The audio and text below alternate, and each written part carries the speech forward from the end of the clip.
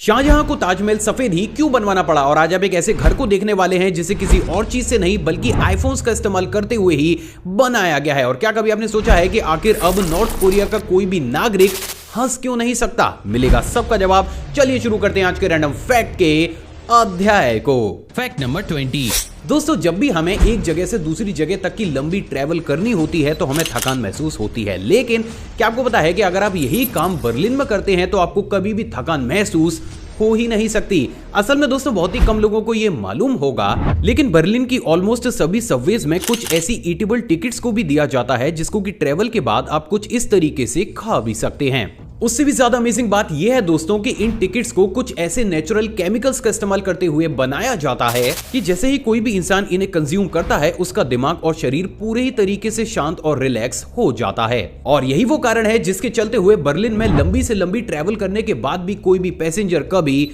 थकता ही नहीं है। मतलब अब क्या ही कहने इस कॉन्सेप्ट के। Fact number 19। क्या आपको बताया कि इस दुनिया में ट्यूनिकेट नाम के ऐसे रेयर अंडर वाटर सी एनिमल्स भी मौजूद हैं जो कि जब झुंड में एक जगह से दूसरी जगह ट्रेवल करते हैं तो वो सी वेव्स को कुछ इस तरीके से कन्वर्ट कर देते हैं कि उन्हें देख ऐसा लगता है कि मानो ये कोई सी एनिमल नहीं बल्कि एक सी ड्रैगन एक जगह से दूसरी जगह ट्रेवल कर रहा हो। लेकिन बस प्रॉब्लम इतनी सी है दोस्तों कि इनके इस अमेजिंग से कारनामे को रिकॉर्ड कर पाना काफी ज्यादा मुश्किल होता है। तो जो चीज मुश्किल होती है उसी को तो आसान बनाते हैं हम। दोस्तों, वेब की स्क्रीन पर आपको उन्हीं ट्यूनिकेट्स के द्वारा एक जगह से दूसरी जगह ट्रेवल करते हुए उन्हीं अमेजिंग सी वेव्स को एक ड्रैगन की शेप में बनाता हुआ दिखाया जा रहा है। और इसे देख आप ये कह सकते हैं कि आज आपने कुछ बेहद ही रेयर तो जरूर देखा है। Fact number 18।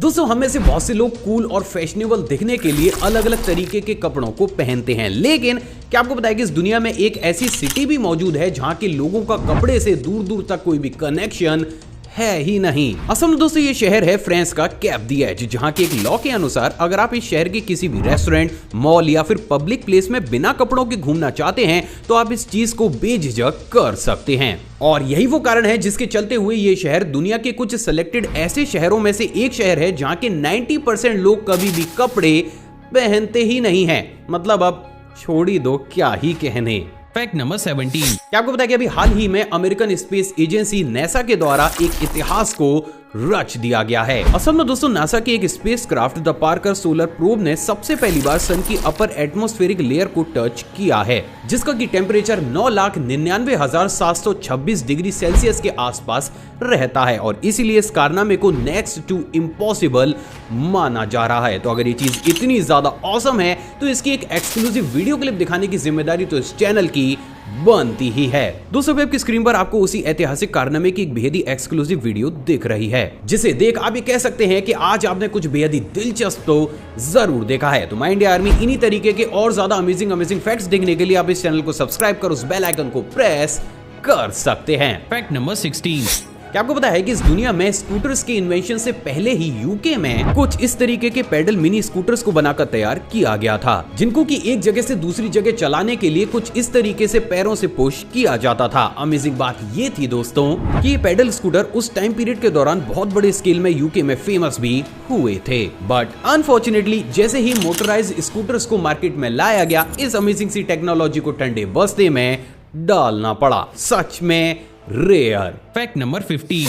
दोस्तों, सीरीज में मैंने आपको दुनिया भर की महंगी से महंगी चीजें तो दिखाई ही हैं, लेकिन इससे उलट क्या आपको पता है कि इस पूरी दुनिया का सबसे महंगा अंडरवियर कौन सा है? एंड मोस्ट इंपॉर्टेंट, क्या आपने उसे देखा है? दोस्तों, वेब की स्क्रीन पर आपको जो अंडरवियर दिख रहा है उसे स्पार्टन के नाम से जाना जाता है और ये अभी तक का सबसे महंगा बनाया गया अंडरवियर है, जिसकी कीमत इंडियन करेंसी के हिसाब से लगभग 31,000 रुपए के आसपास है। असल में दोस्तों, इसको बनाने वाली कंपनी का यह दावा है कि ये अंडरवियर 99% रेडिएशन को कभी भी ह्यूमन स्किन तक पहुंचने ही नहीं देता, जिसके चलते हुए इस अंडरवियर की कीमत को इतना ज्यादा हाई रखा गया है। तो अब कौन कौन इस अंडरवियर को ट्राई करने वाला है, कमेंट करके जरूर बताइएगा। Fact number 14। क्या आपको पता है कि एक ह्यूमन ब्रेन की एक बेहद ही यूनिक टेंडेंसी होती है जिसको कि न्यूरोप्लास्टिसिटी के नाम से जाना जाता है, और इस टेंडेंसी के तहत हमारा ब्रेन इंजर्ड होने के बाद 90% केसेस में खुद को ही हील कर लेता है। लेकिन सवाल तो यह है कि क्या कभी आपने एक ह्यूमन ब्रेन को खुद को हील करते हुए देखा है? नहीं तो माय इंडिया आर्मी तैयार हो जाइए कुछ बेहद ही दिलचस्प देखने के लिए। दोस्तों अभी आपकी स्क्रीन पर आपको एक ह्यूमन ब्रेन के द्वारा अपनी डैमेज हुई ब्लड वेसल्स को दोबारा से रिपेयर कर कनेक्ट करता हुआ दिखाया जा रहा है। और इस वीडियो क्लिप को देखने के बाद आप ये कह सकते हैं कि आज आपने थ्योरी से ऊपर उठ हकीकत में कुछ बेहद ही इंटरेस्टिंग तो जरूर देखा है। Fact number 13।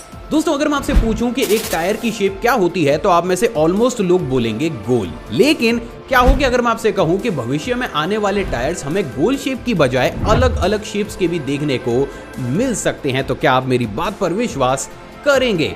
असल में दोस्तों साल 2018 में यूएसए की ग्राउंड एक्स व्हीकल टेक्नोलॉजीज के द्वारा यूएसए आर्मी के लिए कुछ इस तरीके के ऑटो शेप चेंजर व्हील्स को बनाकर तैयार किया गया था, जो कि अपने आप ही रोड सिचुएशंस के अकॉर्डिंग कुछ इस तरीके से अपनी शेप को चेंज करके उस व्हीकल को मैक्सिमम स्पीड, स्टेबिलिटी और परफॉर्मेंस प्रोवाइड कराते थे। अमेजिंग बात यह दोस्तों कि अब ये कंपनी इस टेक्नोलॉजी को आर्मी से बाहर निकाल आम लोगों के लिए भी ला रही है। तो ये कहना कि फ्यूचर में हमारी कार के अंदर भी कुछ इस तरीके के टायर्स हमें देखने को मिलेंगे, ये काफी हद तक सही ही होगा।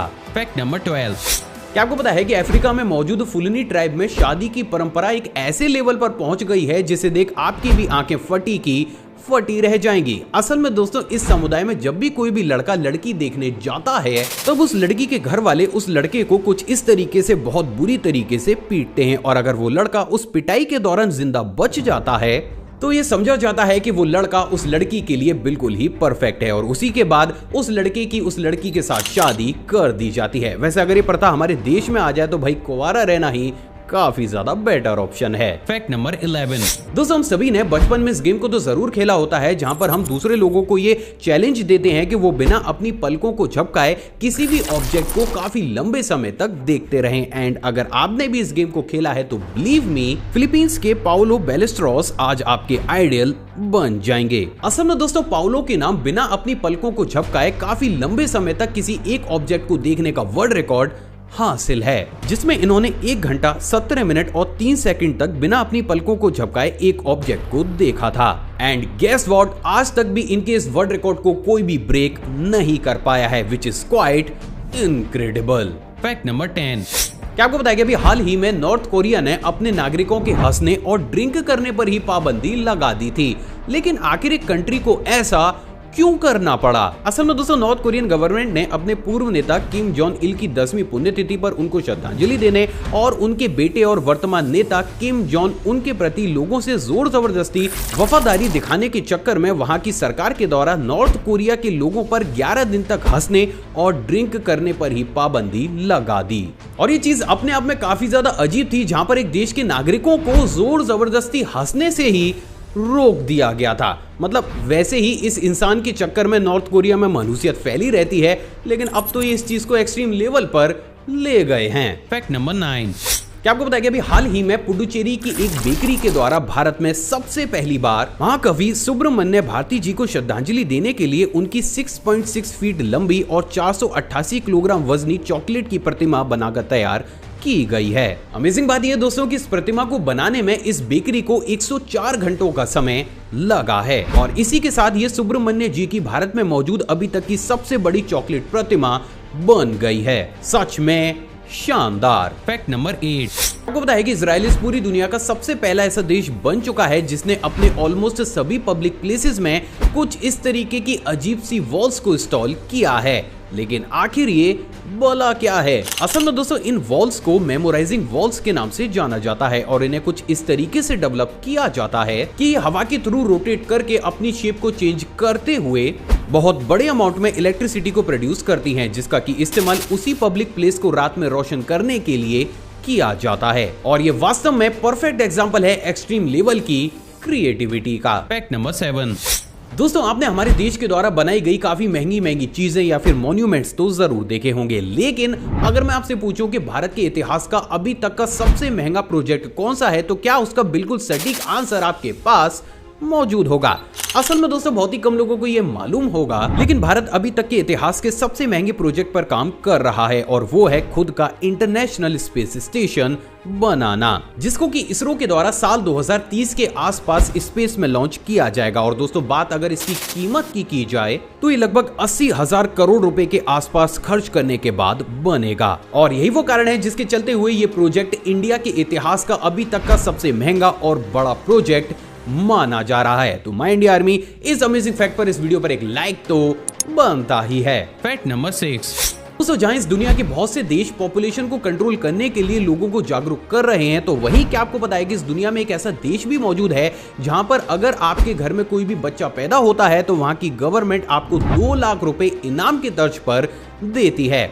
लेकिन आखिर ऐसा क्यों? असल में दोस्तों बहुत ही कम लोगों को ये मालूम होगा, लेकिन ग्रीस की पॉपुलेशन बहुत तेजी के साथ कम होती हुई चली जा रही है और अगर ऐसा ही चलता रहा तो आगे आने वाले 10 सालों में यहाँ की पॉपुलेशन मात्र 30 लाख ही रह जाएगी, जिससे उभरने और अपने देश को वापस ट्रैक पर लाने के लिए ग्रीस गवर्नमेंट साल 2020 के बाद पैदा हुए हर एक बच्चे के पेरेंट्स को इनाम के तर्ज पर 2 लाख रुपए दे रही है। मतलब अलग ही लेवल का लॉजिक है ये तो।